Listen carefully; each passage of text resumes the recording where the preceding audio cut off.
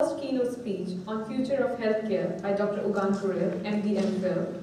Dr. Ogan Gurel is the Chief Innovation Officer at Campus D, a Seoul-based startup incubator, as well as a visiting professor at the Samson Advanced Institute of Health Sciences and Technology, with research interest in protein electrodynamics and Terahertz medicine. He is also Director and Innovation Advisor at DRD Holdings Limited, as well as Innovation Ambassador at the Korea Business Leaders Alliance.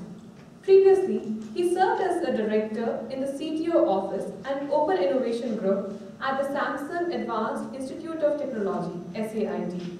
His wide healthcare expertise covers the clinical, business, executive management, marketing, and R&D sides, with direct experience in medical devices, mobile health, healthcare IT, medical imaging, and pharmaceuticals.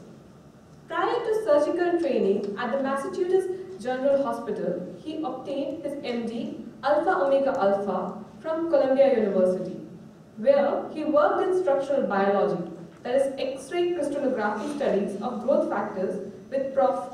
Wayne Hendrickson. He was also a visiting researcher at the Institute Langevin at Grenoble and obtained his bachelor's in biochemical sciences cum laude from Harvard College, studying the then nascent field of protein dynamics with Prof. Martin Karplus, 2013 Chemistry Nobel Laureate. I would like all of you to welcome Dr. Ogan Gurel to stage to talk with us.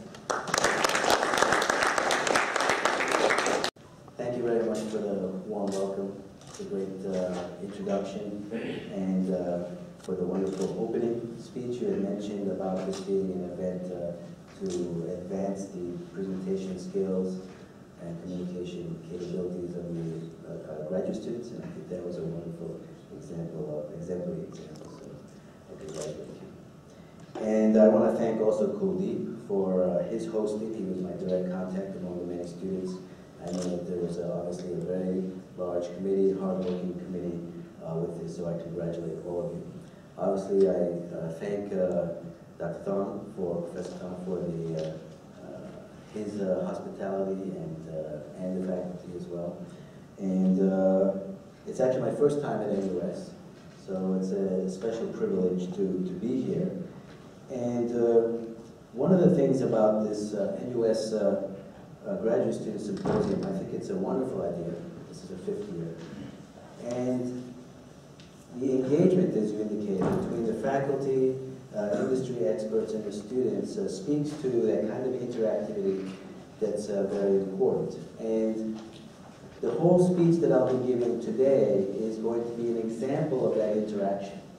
In other words, my work today was inspired almost 30 years ago, in fact exactly 30 years ago, by my interaction with my professor, Martin Karplus, at that time.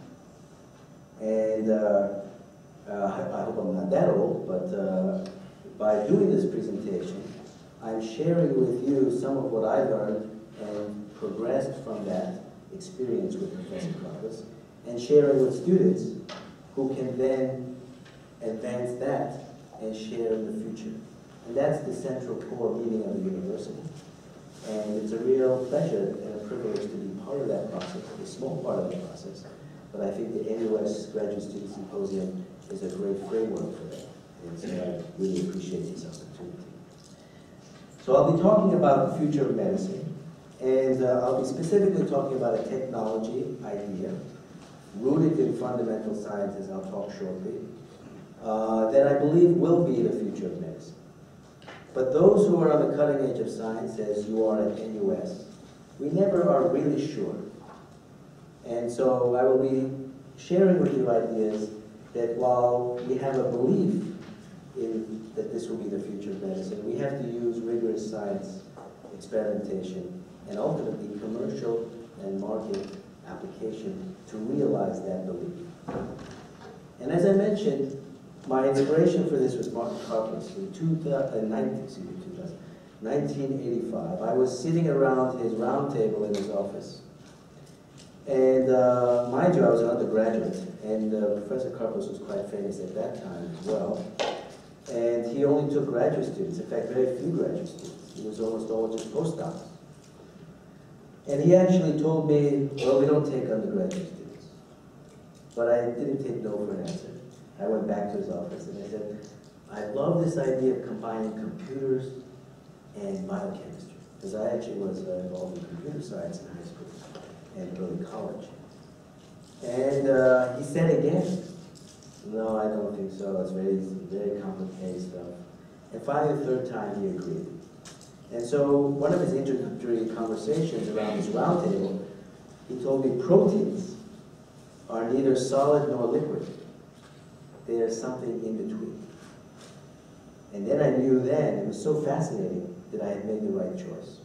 But the point is, it's a very fascinating behavior. One takeaway from this presentation is that proteins are neither solid nor liquid. They are something in between. And in terms of nanotechnology, I think that's a very interesting concept because we talk about nanotechnology as these hard machines, albeit on an atomic level, relatively hard. Again, I'm not an expert. But if we think of the flexibility aspects, the vibrational aspects, that has energetic implications. And I think that that opens up fascinating areas, not just in medicine, but perhaps in other fields as well. So some preliminaries. I'll talk a little bit about Campus D. I was actually at the Samsung Advanced Institute of Technology until last month. And I know that Professor Thorne and his team had visited the Samsung Advanced Institute of Technology. Very interesting institution. It's the Central Corporate Research Lab at Samsung. And I'll be talking about some research results that came out of that work, nothing confidential, that was done in the open innovation framework. And open innovation, some of you may not be familiar with the term, is industry working with outside institutes. And I'll give some examples of that. Then I'll talk about Campus D. Campus D is the new organization that I have joined as of this past month. I'll be talking about the past and future of diagnosis. You don't mind, I'll be talking for about 6 hours. Just kidding. The past and future of therapeutics, the past and future of technology. I'll do it in about 30 seconds. So what is Campus D? Campus D is an innovation incubator and think tank. We haven't launched yet. We'll be launching actually our facility next month. Unlike most startup incubators, we don't do apps and games and software. Not that that's bad, everyone loves games. But we're going to be focused on the hard stuff. And when I mean hard, not just hard, but also it's difficult. So we Fab Lab, advanced manufacturing, medical devices. Who is Campus D? That's me, but this is our staff, and we also have a mascot. And where is Campus D? This is going to be our facility. All made in is kind of the logo, the slogan. And this is the facility. There'll be a Fab Lab here, offices here, venture capital, and this is going to be opening next month. And I invite you all, including the faculty that has a shared interest, we can discuss that, to visit. Because again, building on my experience at SAIT, we want to do engagement with the outside partners as much as possible. We're on LinkedIn, Campus D. What is the future of medical diagnostics? Not medical diagnostics. Let me come out here, maybe a little bit easier. So if we look at all the modalities here, diagnostic, and when I mean diagnostic, obviously this is medical imaging, and we look at time, we see here X-rays, ultrasound, PET, MRI, CT.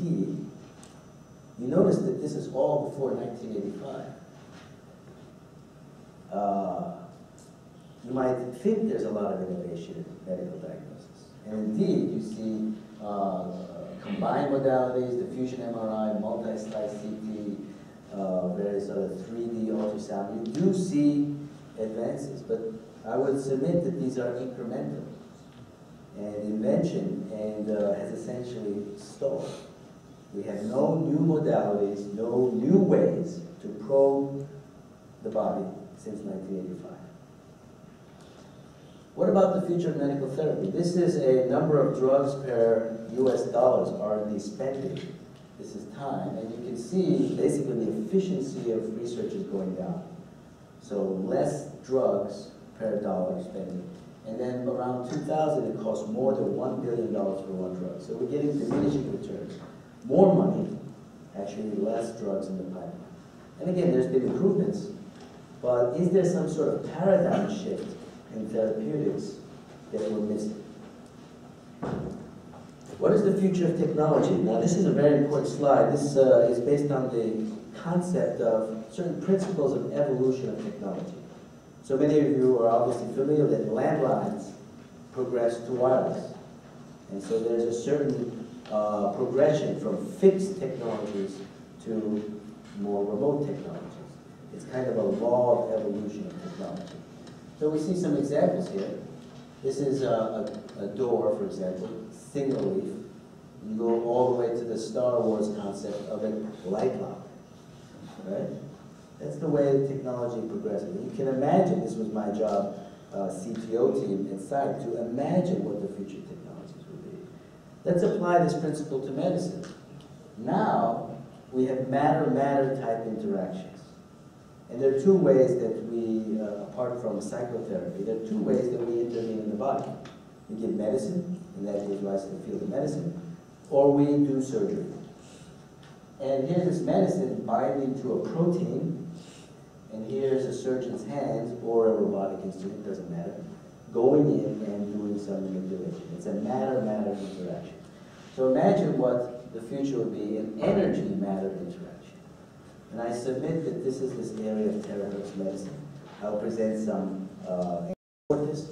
I'll present, obviously, the fundamental logic why I think this is the future of medicine, the future of diagnosis, the future of therapeutics. So where do we go from here? So I'll talk about a scientific result. I'll talk about the protein electrodynamics, a little more details, additional studies, conclusion, and I'll also talk, because I think it's very important, is how we conceive of this as a business. And a business not just to make money, but a business to radically advance medical progress and help people like we could not do before. This is the scientific result. This is in collaboration with Hanyang University and Postec. Postec, they had the Pohang Accelerator Lab. And this is basically a very simple absorption spectrum of 3 proteins: bovine or cow hemoglobin, human myoglobin, and I'll give you some more background later. I know that not all of you have this biology background, and this is human hemoglobin. I'm just going to show you this very quickly and then go back to these results in a little bit more detail. So this is absorption in absolute units, and we see that the curves of these 3 proteins in the terahertz region from about 200 gigahertz to about 2 terahertz. The spectrum is different. This is a time-domain experiment. I'll go into details of that later. So the proteins are different. It may not look remarkably different. Some of you who may be familiar with infrared spectroscopy, NMR spectroscopy, are used to seeing much sharper peaks. But this is a very preliminary result, and I'll explain how we hope to extract even more information. But the take-home message is that these spectra are different, and the reason they're different is going to go back to Martin Karplas's insight 40 years ago on the motion of proteins. So what are proteins? 5 axioms. Proteins vibrate. Proteins are charged terahertz medicine. What are proteins? As I mentioned, they are these objects, macromolecules, that the reason why there's a feeling that they're solid is you see pictures like this in the literature, results of X-ray diffraction studies like I did at Columbia, and very beautiful structures. They're very compelling, alpha helix, beta sheet. This is actually the protein I worked on when I was at Columbia. This is the myoglobin I referenced earlier. You see the androgen receptor, human growth hormone. This is what we call a van der Waals surface diagram. But this is a deceptive picture. As I mentioned, these proteins are vibrant. What do they do? There are all sorts of proteins. And these are some of the major proteins that could be drug targets, hormonal proteins, regulatory proteins, etc.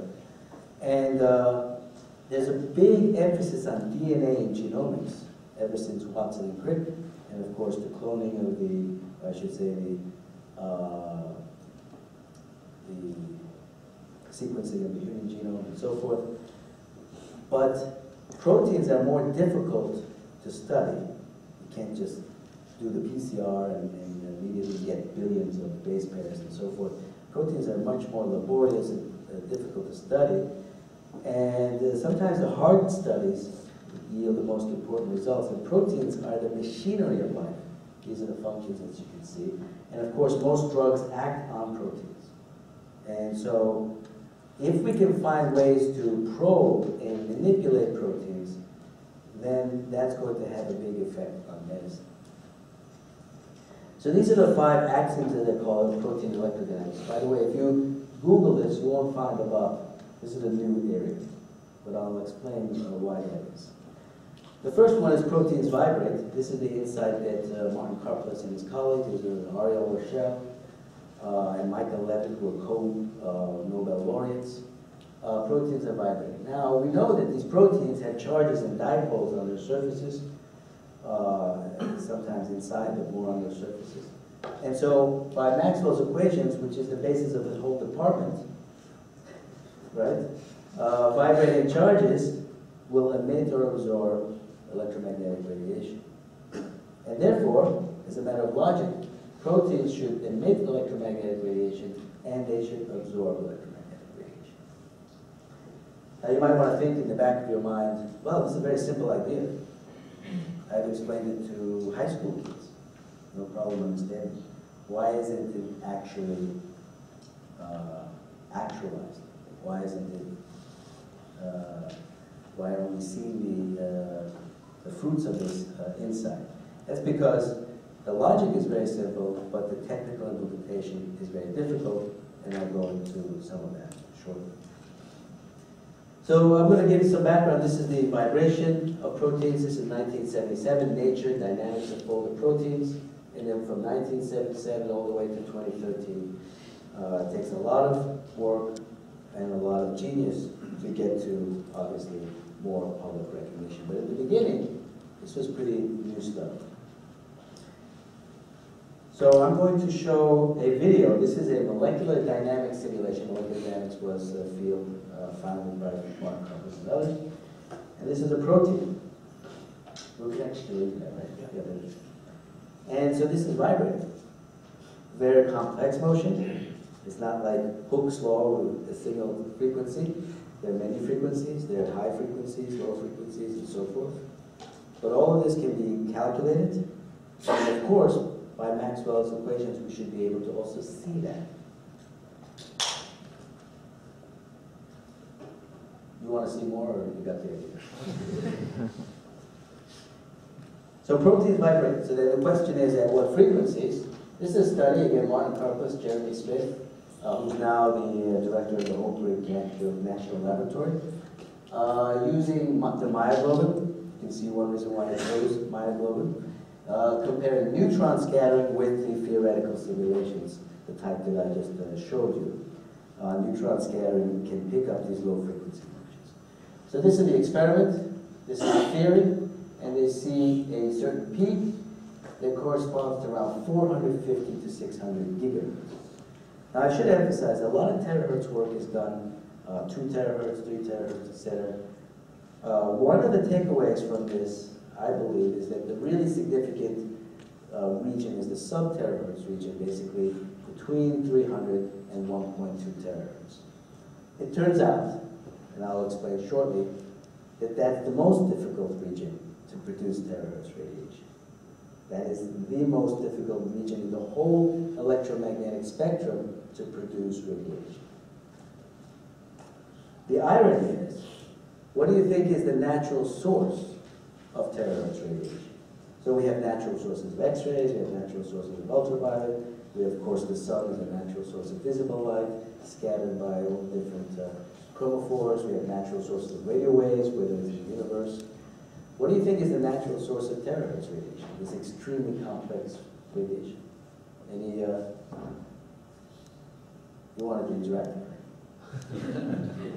So what do you think is the natural source of terahertz radiation? Okay, well, we are composed of proteins, right? So you, yeah, not just me, but we, living organisms, are natural source of terahertz. Of course, it's not high power, it's not, single frequency, it's not tunable, all these sorts of nice things that we want from our electronics. But actually, living organisms are a natural source of terahertz radiation. There's another source of terahertz radiation, a little bit more subtle. Most of you are familiar with the cosmic microwave background, the residual radiation from the Big Bang. Well, it's a black body, it's a microwave peak, has a terahertz tail.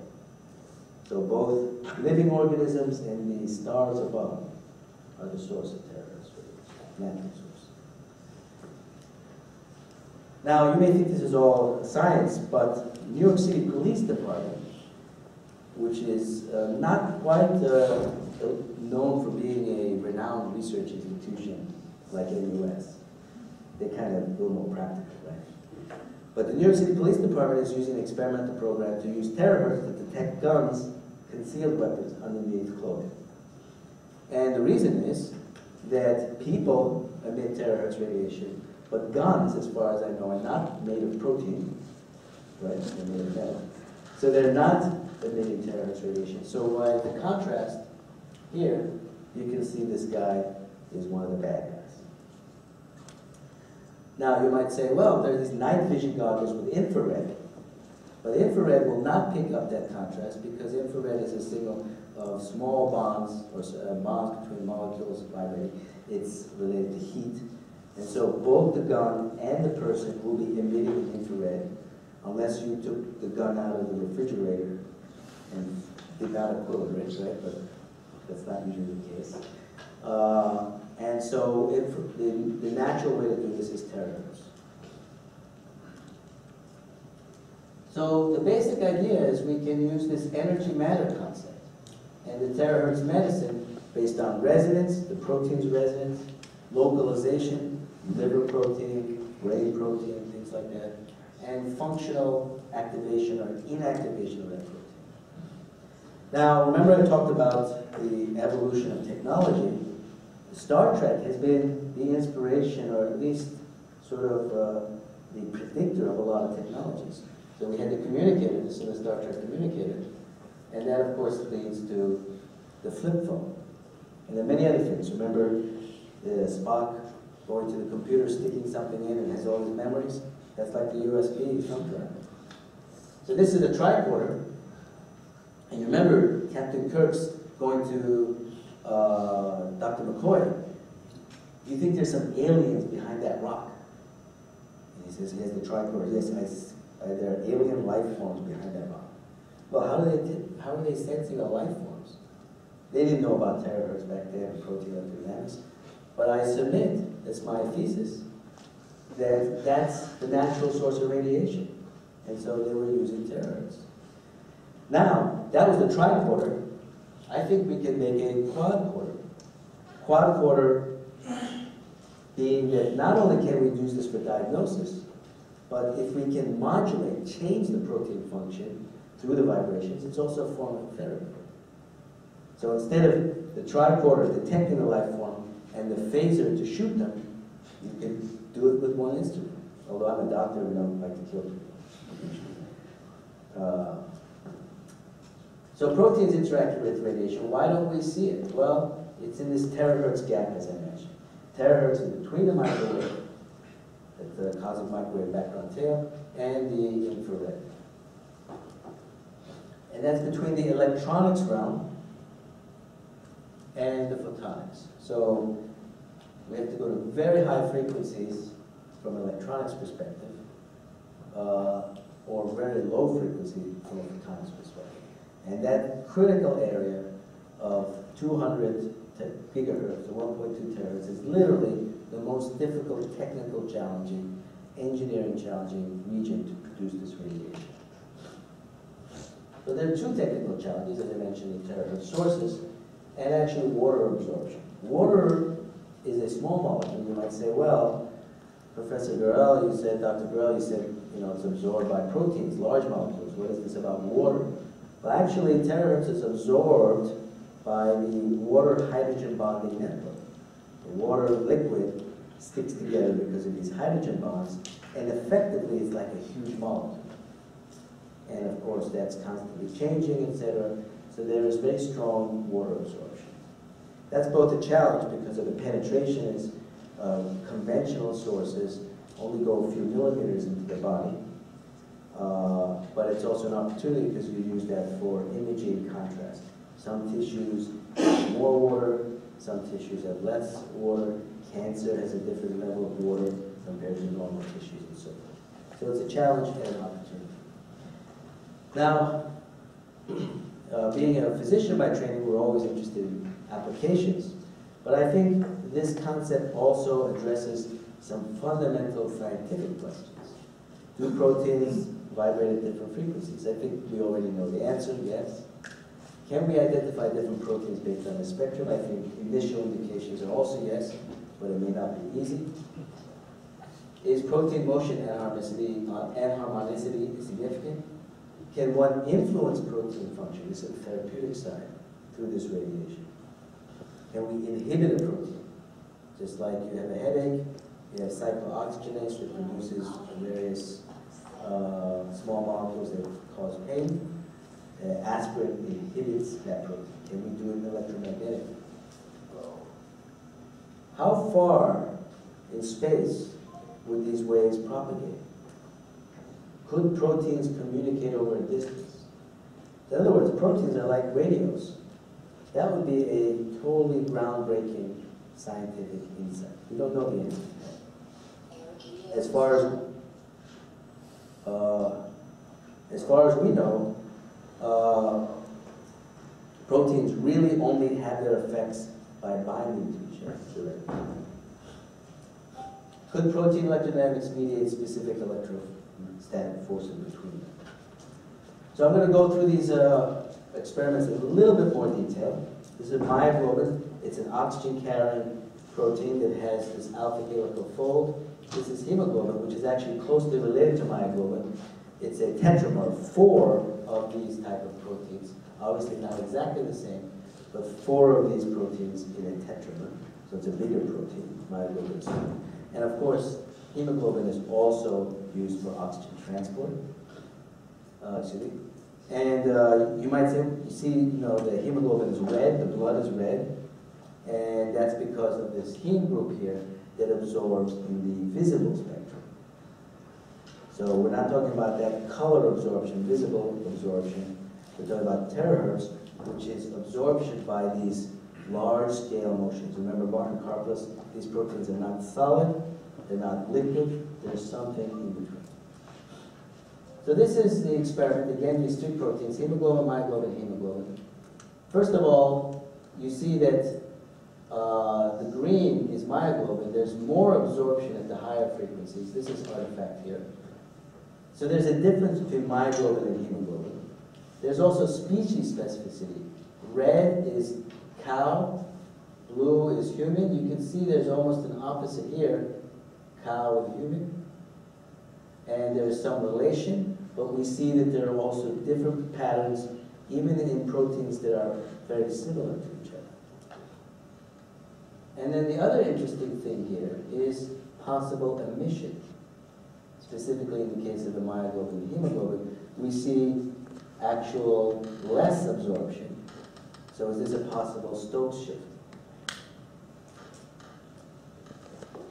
The other thing is, if we look at this peak here, which seems to be the same for all these proteins, myoglobin, hemoglobin, human hemoglobin, that's around 450 gigahertz, which corresponds roughly to the results by Martin Karplus and Jeremy Smith a few years earlier.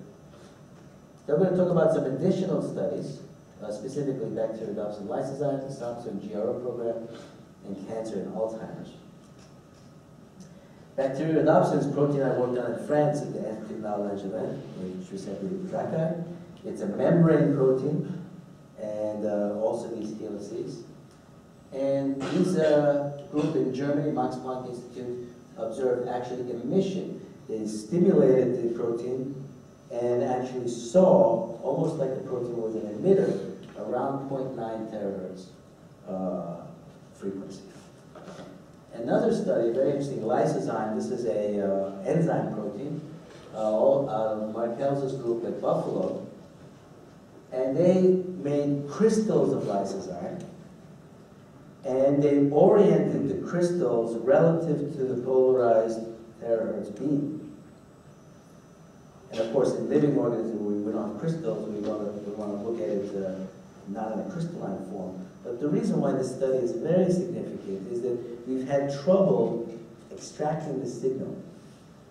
But you saw my study with hemoglobin, our study with hemoglobin and myoglobin, we do see some signal. But this is the angle relative to the beam of the crystal face, of a certain crystal face. And this is the absorption spectrum. There's actually, for 120 degrees, pretty high sharp absorption. In other words, the dipole that happens to be relative to that or significant for that particular frequency, with the charge plus the certain vibration, the dipole is oriented in that direction. This means that fundamentally you do have sharp signals in there. And if there are ways we can extract that without converting this into crystals, that's going to be very powerful. And this is about 1.5 terahertz. So at Samsung, we did an open innovation program because this is actually, this idea that I've been working on is not an official Samsung program. Now, I didn't do this secretly. We had an established program called the Global Research Outreach, and I would encourage, you may already know about it, exactly. I would encourage members of the faculty to look into this. Budgets are a little bit tight with the challenges in the smartphone market, as you might have heard, but it's still an excellent program and it's still ongoing. Global Research Outreach, and it's grants for various topics. And I identified various world-leading labs that could study different aspects of this concept, and we would provide them with grants. And so I created kind of like a virtual Open Innovation Institute around this idea. And we had four projects. One at the Ohio State ongoing, I'm going to show some results, looking at cancer. This is the original proposal. We've since moved that to Alzheimer's.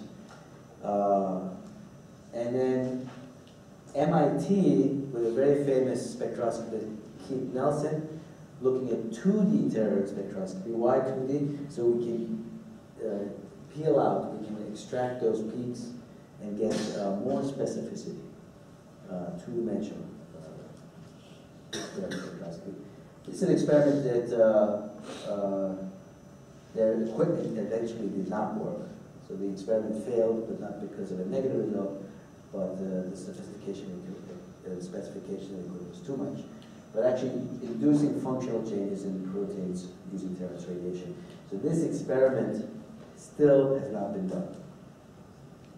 And then a recent project, UC Irvine, a CMOS-based terahertz, integrated terahertz source and sensor, and they've achieved recently 400 gigahertz with this electronic system, CMOS process, silicon-based. The other advantage of this is, of course, cost, and they are in the microwatt area, which is still a little low on energy, but very encouraging. Cost and miniaturization. So that tricorder, or even a wearable, may be a possibility with this technology. These experiments, of course, are with larger instruments. This one would be with a tabletop photonics. This was approaching from the photonic side, also from the photonic side, and this was from the electronic side. So very quickly, this OSU project, how are we doing for time? What's our plan? About 10 more minutes? 10, 15 minutes. This is the difference between the absorption coefficient. This is the time domain. Time domain, as some of you may be familiar with, is you create from the Heisenberg uncertainty principle, a femtosecond pulse. And then from that femtosecond pulse, delta T, delta E is greater than h over 2 pi.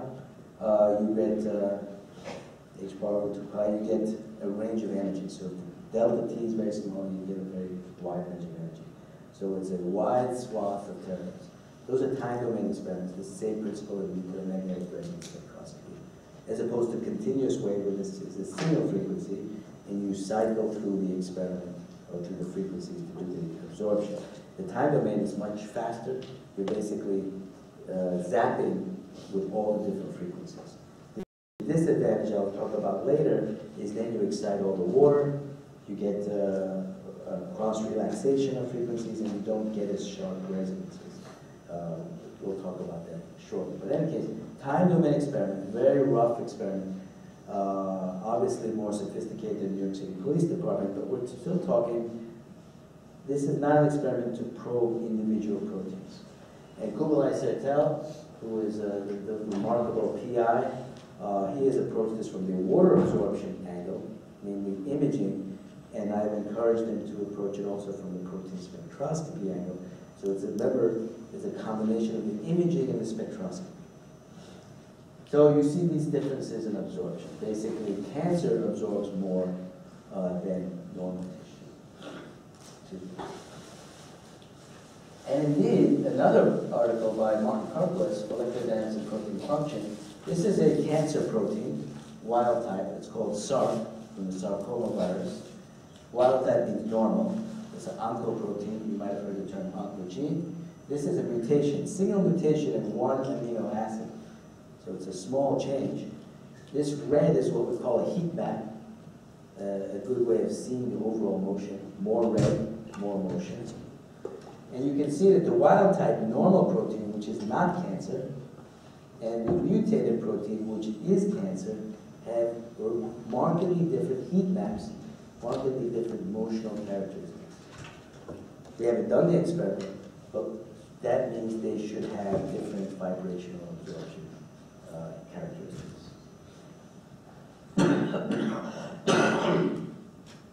Alzheimer's disease. Many of you are obviously familiar. This is an extremely important problem, going to get much worse as populations age.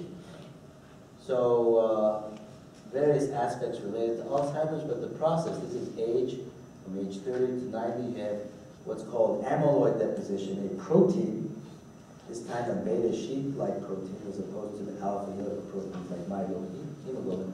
So it gets deposited, you get cellular changes, neurochemical changes, and then dementia, forgetfulness, all of the features that you have heard about with clinical Alzheimer's. But the original process is this amyloid. Amyloid is a protein, and so based on this hypothesis, we should be able to see differences between normal tissue and amyloid tissue based on this different protein composition, different types of proteins. So this is a study, again, Ohio State, and you can see, this is the Alzheimer's, C is the normal, the ratio of reflection coefficients, and there are some differences. Again, this is very preliminary result.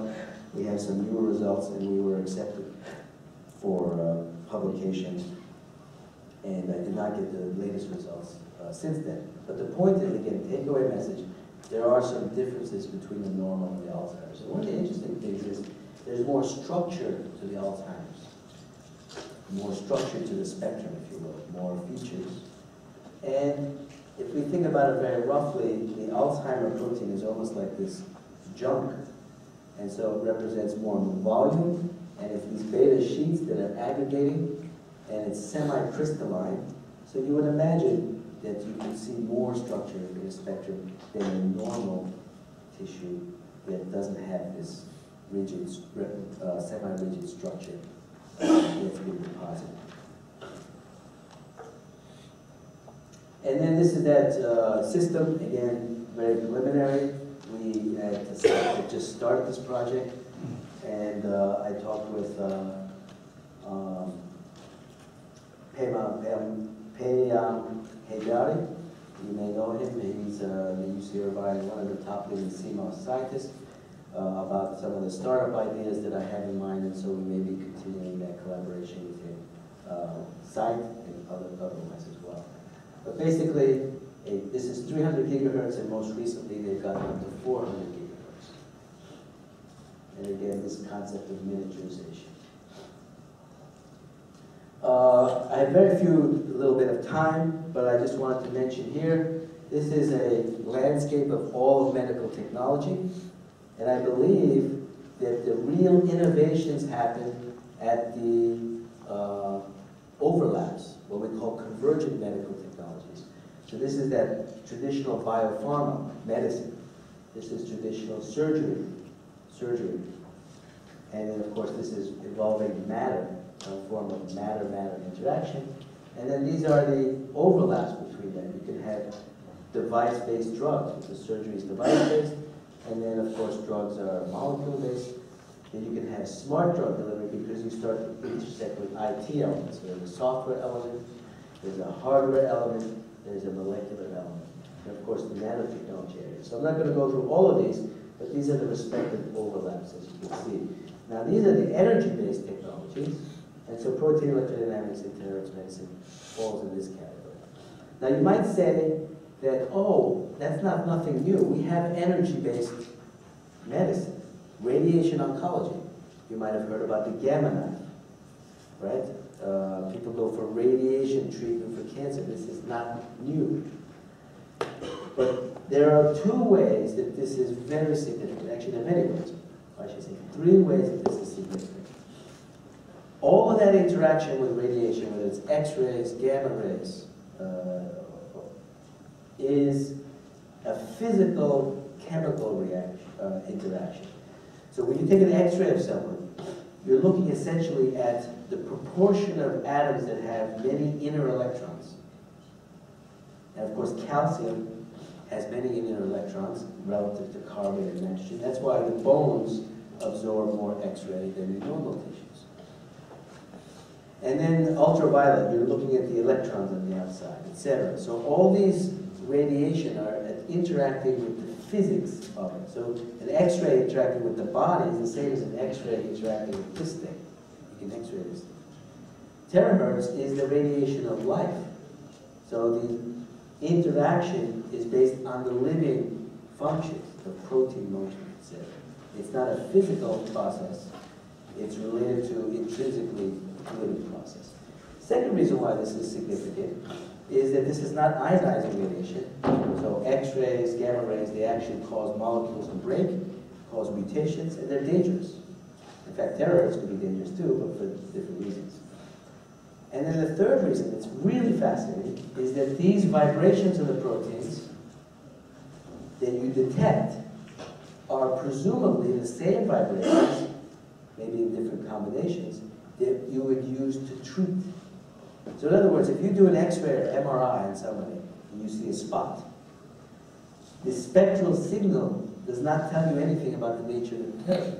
Therapy is a drug or a surgery. It's completely conceptually different. So if you pick up a headache on a scan, you use aspirin. There's no relation between the NMR signal and the aspirin. But in the terahertz concept, there is actually a relation between the diagnosis and therapeutics. So some overall conclusions. We see definite signals. We can differentiate between normal and pathologic tissues. We can use imaging and spectroscopy. Imaging for the water contrast, spectroscopy for the proteins. Protein electrodynamics, it's label-free, non-ionizing. But we need high-powered, pulsed, continuous wave or multi-frequency sources, and in the sub-terahertz range. These are important takeaways.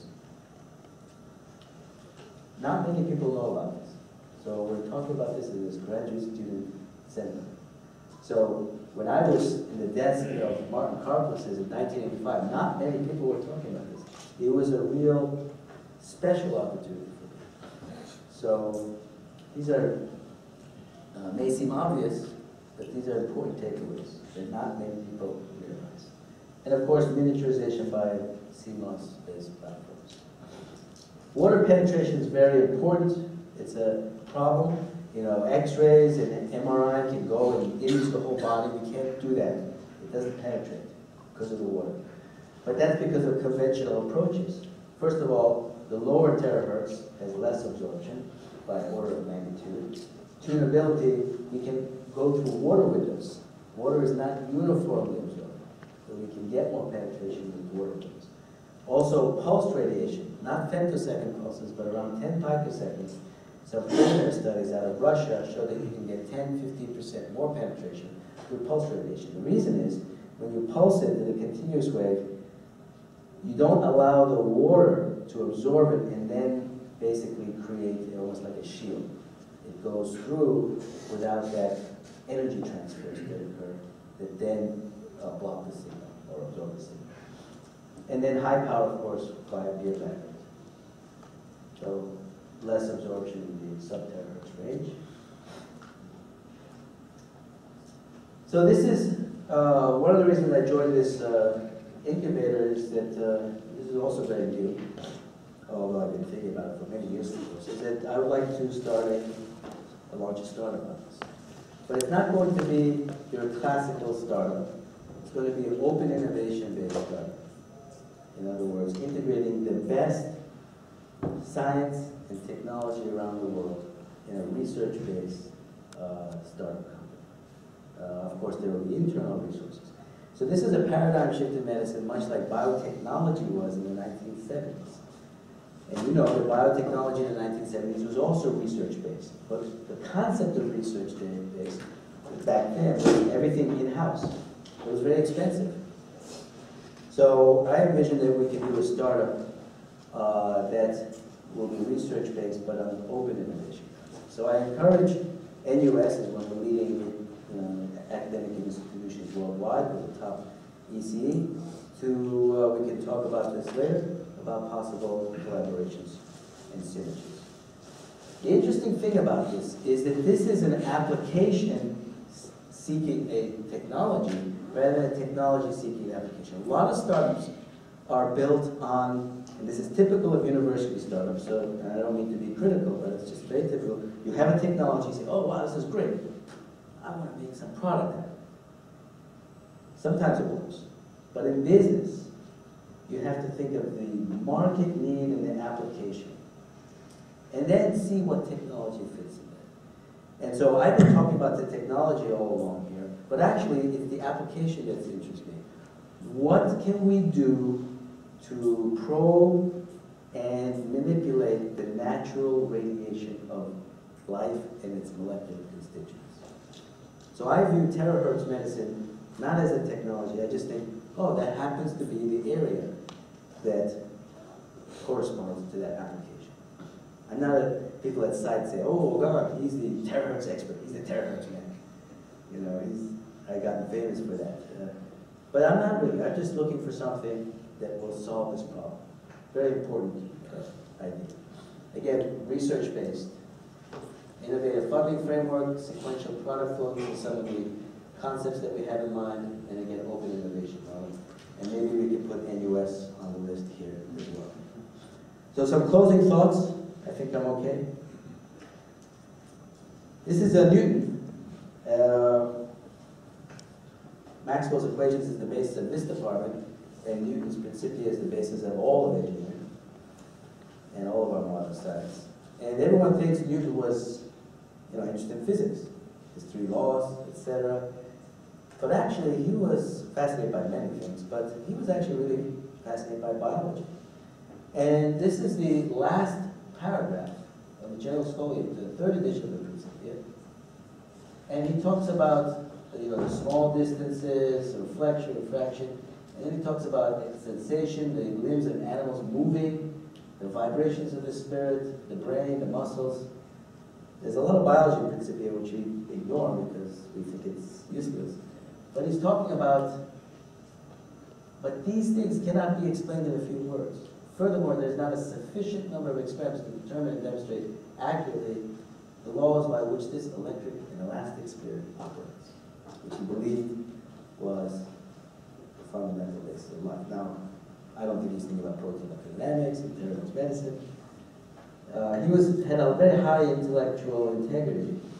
I propose no hypotheses, remember, with respect to his gravitational law, the action at a distance. I don't know the mechanism, I'm just giving you the law. And he recognizes his limits here, that he had not enough, and not just him, but at that time, we don't have enough knowledge to understand this electric and elastic spirit. And then there's another hero of mine, Richard Feynman. Everything that living things do can be understood in terms of the jigglings and wigglings of atoms. I go on many business trips, or I should say academic trips too. Apologize, I've been in the business world a lot. And I always take a copy of Feynman's physics with me, and I read it on the plane. It's really interesting to read his thinking. And that's him. And finally, this is Martin Karplus. I presented this work in a short talk. It was a fascinating, it was the Celebration Symposium, something like this. Obviously many more people. All of his students, postdocs, and a few strange undergraduates like me. We gathered, we gave some short talks. It was an incredible event. Not because, you know, celebrating his achievements, which was of course significant, but just to see the world he had created. I mean, there were people who were actually married because they were in the lab and all that. So a whole community. It was very touching, very impressive. I still get chills down my spine thinking about it, of what he created. And we were all there. And I gave some talks, other people gave talks.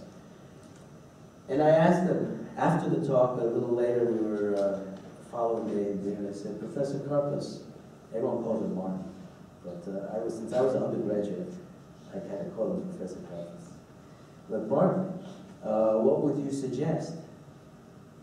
And he said, I would do the experiment on the enzyme. If it works, it would be significant. Now, you might say this is obvious. You know, somebody could do the experiment. But Martin Karplus is a man of very few words. In fact, he did give a speech at the Celebration Symposium, and it was very unusual because he usually doesn't give speeches a lot. And so every word that he says is very carefully thought out. So what do you think is the significance of what he said? I would do the experiment on an enzyme. If it works, it would be significant. Don't worry. It took me a couple hours when I was thinking about what he said to realize the meaning of it. Martin Karplus is the consummate theoretician. He invented the field of computational chemistry. He didn't tell me to do a calculation. He said do an experiment. Because he knows that the actual calculation in a significant way of a protein vibrating, its electrodynamics, fields propagating in a solvent, in water, is computationally impossible. You have to do the experiment. And that's what we plan to do. And that's what we'll be doing. Last thing is, I like to show this picture because I fly to different places to give these talks. I've talked at Oxford, I've talked at the University of Bristol, I've talked at NTU here, I've talked in Australia, in Okinawa Institute of Science and Technology, obviously in Korea, many places, in the United States, San Francisco, Ohio, etc., many places. I'm always flying there, and I tell people I did not fly in this airplane here. You know what this is, of course. Early air flight was not pretty. And beginnings of technology typically are not very impressive. But this is what I went to the UK. I flew in British Airways. You went from this to this, and if we really put our energy into it, and we really try to realize the potential of technology, we can also go to the moon. And on that note, I thank you for your attention and this very special opportunity to share with you, I hope, very special ideas. Thank you very much.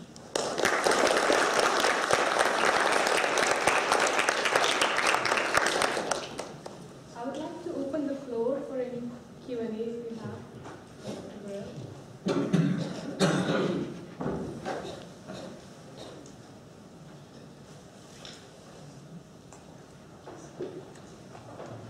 Thank you for the very interesting speech. One question I actually have is, when you have Terahertz energy or any kind of radiation that you give into living matter, as you said, if you hit the resonant frequency, actually you will make the object resonate and you might decompose, right? That's a good question. So the question is whether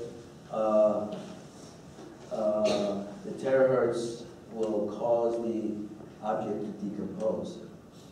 Now, there are two angles to that. One is the molecule decomposes, and then the other one is the tissue is decomposing.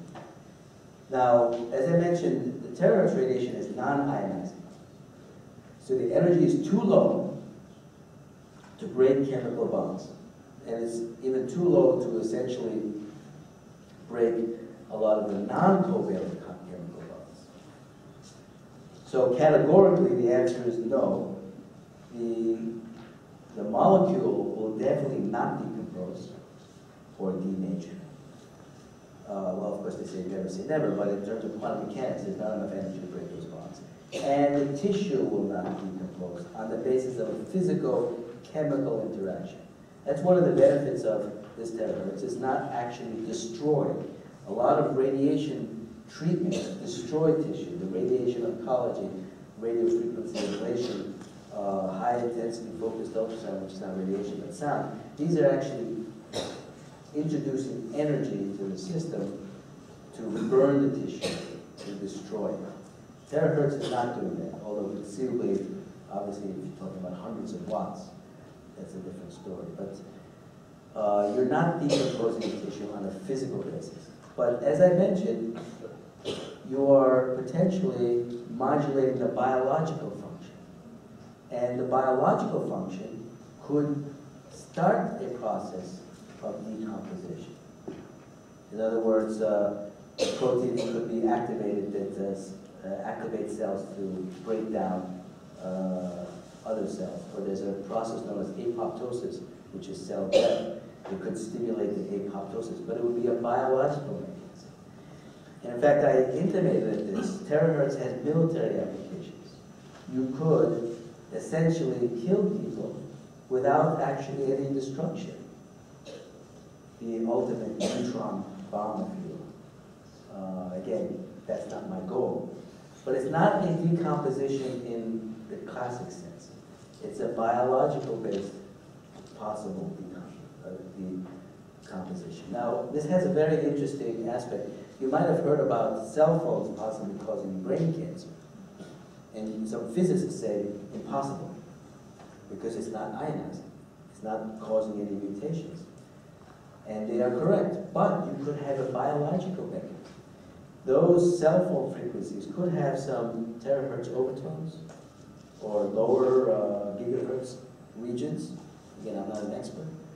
But there could be a process, again, we don't know, that you're stimulating some biological effects that then cause cancer.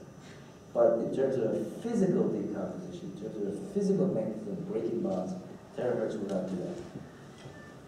Biologically, that's a possibility, but physically, no. You mentioned here the major source of the terahertz is light body, right? Yeah. So let's say there's a fresh air, so that emits terahertz signal. So if I cook it, will it still emit signal? Yes. When I said terahertz is a source of living organisms, I should be more specific. If the living organism is dead, it still has proteins, so it will be emitting terahertz. But the proteins, they'll be acting differently. A dead person acts differently than a living person, right? So the signal may be different. Of course, once that person is completely, as they say, to dust, there's not going to be any terahertz. So I should be more precise. Terahertz is a signal from proteins or large macromolecules, and happens to be living organisms have a lot of those, obviously. But dead people will also be emitting. Now, to your question about the egg, as you know, when you boil egg, you essentially denature the protein. And that's the process it's called. It's almost, I'm glad you brought that example, where they discuss biochemistry and protein structure and protein denature. They use the egg and boiled egg as a paradigm, an explanatory paradigm. But by denature doesn't mean completely decomposed, as the other gentleman mentioned. It's just a different structure. So it could still be emitting terahertz, but it will have a different again, we could use that to obviously pick up the difference between life and death. But until all the proteins are completely disintegrated, you'll still have a terahertz signal. Another question is, you said you can distinguish, identify the proton according to their different spectrum, the absorption spectrum. So does do the protons have also the same, have different protons have different absorption spectrum in the IR region? Yes, excellent question. So you could also do infrared spectroscopy of proteins because they are composed of chemical bonds. And it could be possible to also, you saw the video of so that's the motion of the atoms, but the bonds are also vibrating. But a carbon-carbon bond in a protein is similar to a carbon-carbon bond in another molecule, a sugar. And of course, you'll have different numbers and slightly different. So you can theoretically get, and there have been studies on this, get some IR spectroscopy of protein to differentiate from another protein. But two problems with that. One is the signals are very complex. And there have been studies, I didn't show you that these low frequency motions, the whole protein motion, which corresponds to terahertz, they have a few normal modes. And I think one study out of Yale, Mark Durstein's group, has about 60% of proteins have 3 or less normal modes in this lower frequency range. So even though it's difficult technologically, we will probably get a cleaner signal from terahertz than from the infrared. And the other problem is the infrared has all these high frequencies. They don't correspond to the functional motion, so they don't have a therapeutic impact. So if we irradiate that protein at that infrared, first of all, we run the problem we can irradiate with other molecules, and we're basically just heating up that protein. It could have therapeutic effects, but it's not directly related to the low frequency motions, which like nanotechnology, the original nanotechnology, before 5D, was proteins, as you know, like they're like machines. And those machine-like actions are from the low frequency motions. And the idea is to try to manipulate those low frequency motions.